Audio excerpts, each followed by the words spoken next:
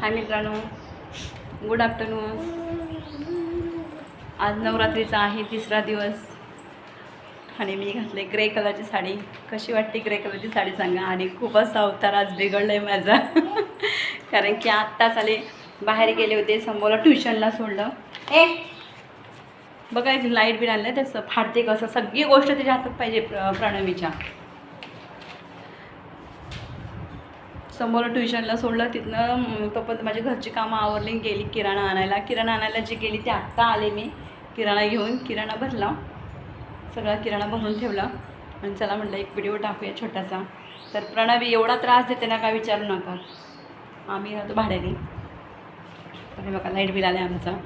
तर मी असं माझ्या मोठ्या मुलाला म्हटलं, संभवला जा म्हटलं लाईट बिल किती आलं ते बघूया. आम्ही म्हणजे महिन्याला आम्ही देत असतो.